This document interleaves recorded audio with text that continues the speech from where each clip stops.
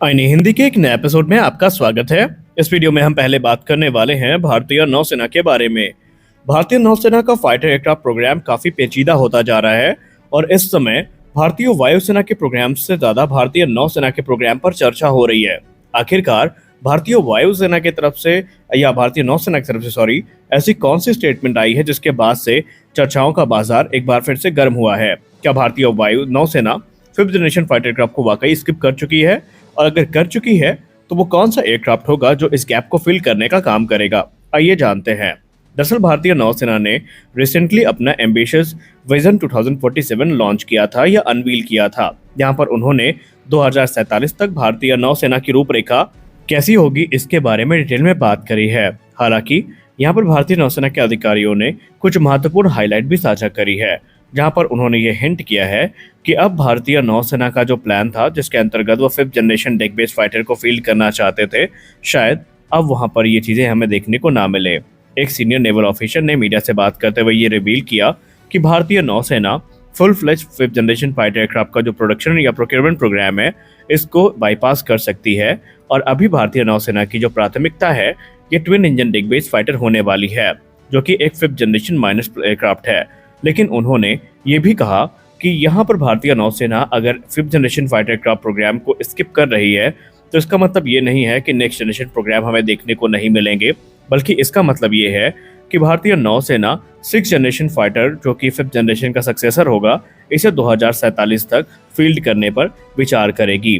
भारतीय नौसेना ने यह भी कहा कि इस समय हमारी प्राथमिकता twin engine deck based fighter है, जो कि एरोनॉटिकल डेवलपमेंट एजेंसी और हिंदुस्तान एरोनॉटिक्स लिमिटेड के कोलैबोरेशन में तैयार किया जा रहा है, और ये एक twin engine carrier based multi role aircraft होगा जिसकी प्रमुख जिम्मेदारी होगी मिग 29 के की फ्लीट को रिप्लेस करना। और हमारे लिए यही सबसे महत्वपूर्ण इस समय है, क्योंकि ये प्रोग्राम हम जल्दी से जल्दी पूरा कर सकते हैं।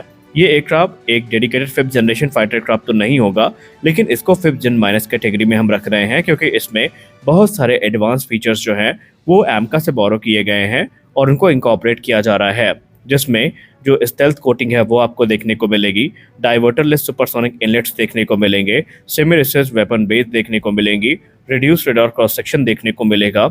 इसके अलावा भले ही ये फुल स्टेल्थ फाइटर ना हो, लेकिन इसमें ट्रू फिफ्थ जनरेशन कैपेबिलिटीज हमें कुछ देखने को मिलेंगी। और सबसे खास बात तो ये है कि भारतीय नौसेना अभी फिफ्थ जनरेशन फाइटर्स के बारे में सोच भी नहीं रही है।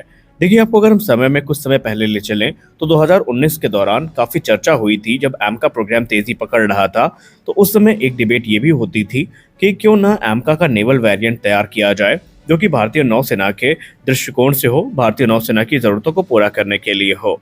लेकिन बाद में एरोनॉटिकल डेवलपमेंट एजेंसी ने एक डिटेल्ड रिपोर्ट इंडियन नेवी के सामने रखी, जहां पर उन्होंने एमका की कॉम्प्लेक्सिटीज़ के बारे में बताया। उन्होंने कहा कि हम पहली बार फिफ्थ जनरेशन फाइटर्स को बना रहे हैं, जिसका सीधा मतलब ये है कि अभी टेक्नोलॉजी उतनी मैच्योर नहीं होगी।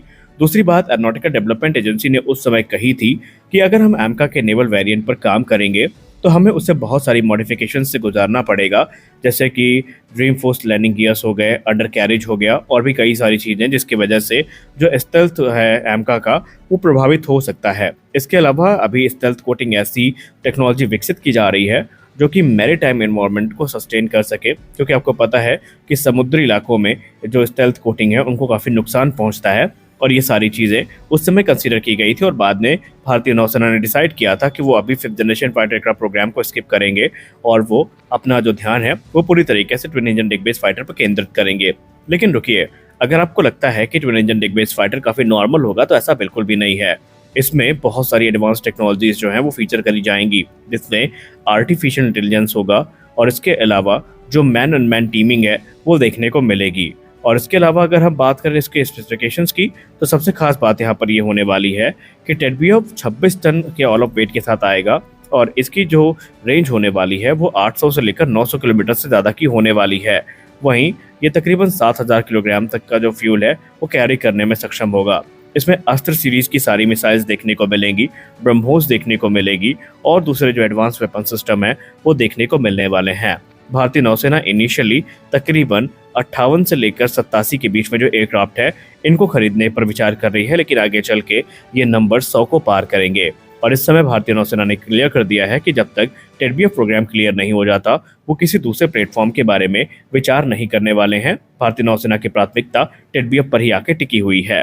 हालांकि आंतरिक समाधान के तौर पे बात करें तो आंतरिक समाधान के तौर पर राफेल एम की जो डील है उसको मंजूरी तो मिल गई है और अप्रैल में यानी अगले ही महीने जब फ्रांस के डिफेंस मिनिस्टर भारत के दौरे पर होंगे तो आधिकारिक तौर पर जो 26 राफेल एम फाइटर्स हैं इनकी डील को फाइनलाइज कर लिया जाएगा और उसमें से जो 4 ट्रेनर वेरिएंट है और 22 सिंगल सीटर वेरिएंट है ये भारतीय नौसेना को मिलेंगे। डिलीवरी को लेकर जो कह सकते हैं अनुमानित टाइमलाइन है वो पहले बताई गई है कि डिलीवरी इन एयरक्राफ्ट्स की जो है वो बेसिकली 2028 से 29 तक शुरू होगी और भारतीय नौसेना को ये एयरक्राफ्ट मिलने शुरू हो जाएंगे। राफेल एम को सेलेक्ट करने के पीछे की वजह ये थी कि भारतीय नौसेना कॉमनैलिटी फैक्टर को ध्यान में रखकर आगे बढ़ रही थी, जहां पर वो भारतीय वायुसेना के साथ कॉमनैलिटी जो शेयर करने का विचार था उसको काफ़ी महत्व दे रहे थे। और ये जो राफेल होंगे ये हाईली कस्टमाइज होंगे, जहां पर आपको इंडियन मेड वेपन सिस्टम भी देखने को मिलेंगे, जैसे कि रुद्रम मिसाइल हो गई और आगे चल के जो अस्त्र और ब्रह्मोस जैसी मिसाइल्स हैं वो भी यहाँ पर हमें देखने को मिलने वाली हैं। अगली रिपोर्ट में बात करने वाले हैं लार्सन टुब्रो के बारे में। क्या लार्सन टुब्रो जीटीआरई के साथ मिलकर के जो इंडिजिनस जेट इंजन प्रोग्राम है इसको ज्वाइन करने वाला है? क्या लार्सन टुब्रो की तरफ से जो इंजन है वो बनाया जाएगा? ऐसा हम नहीं कह रहे हैं, बल्कि ये रिपोर्ट खुद लार्सन टुब्रो से निकल के सामने आई है। जयंत दामोदर पाटिल सर जो कि लार्सन टुब्रो के हेड हैं, उन्होंने मीडिया से बात करते हुए कहा कि वो भारत के एम्बिशियस प्रोग्राम जो कि जेट इंजन डेवलपमेंट है उसमें अपना योगदान देने के लिए तैयार हैं। और उन्होंने कहा है कि हमने कावेरी इंजन प्रोग्राम से जो लेसन सीखे हैं, कावेरी इंजन प्रोग्राम से हमें जो लर्निंग मिली है, यही सही समय है उसको यूटिलाइज करने का और एक एडवांस इंजन तैयार कर सकते हैं हम लोग जो कि भारत के एमका फाइटर्स को पावर करने के लिए सफिशिएंट होगा। उन्होंने मीडिया से बात करते हुए कहा कि लार्सन टुब्रो और दूसरे जो मेजर प्राइवेट सेक्टर पार्टनर्स हैं वो भारत में ऐसी कैपेबिलिटी को रखते हैं, ऐसी कैपेसिटी को रखते हैं जिनके अंतर्गत इन इंजन्स का निर्माण किया जा सकता है। और अगर सरकार हमें समर्थन देती है, हमें मौका मिलता है, तो हम इस चीज़ को वास्तविकता का रूप भी दे सकते हैं। उन्होंने कहा कावेरी इंजन डेवलपमेंट प्रोग्राम हमारे लिए काफ़ी महत्वपूर्ण था, भले ही अभी वो किसी एयरक्राफ्ट के साथ आपको फंक्शनल ना दिखता हो, लेकिन उसने हमें जो लर्निंग्स दी हैं वो काफ़ी ज़्यादा कीमती है और उनका यूज़ करके हम एक ऐसा उन्नत इंजन बना सकते हैं जो कि भारत की इंजन इंपोर्ट डिपेंडेंसी को पूरी तरीके से ख़त्म कर सकता है। पाटिल सर का प्रपोजल एक 110 किलोन्यूटन थ्रस्ट क्लास के इंजन को लेकर के है जो कि हमारे नेक्स्ट जनरेशन फाइटर्स जिसमें एमका और तेजस मार्क 2 शामिल है उसमें यूज़ किया जाना है। उन्होंने कहा कि इसमें बहुत सारी जो एडवांस टेक्नोलॉजीज़ हैं जैसे कि single crystal blade, thermal barrier coating और एफिशिएंट आफ्टर बर्नर्स जो है ये रिक्वायरमेंट इनकी होगी और हम ये सारा काम भारत में ही कर सकते हैं अगर सरकार हमें समर्थन देती है। तो आपको क्या लगता है, भारत सरकार को अब इन्हें समर्थन देना चाहिए?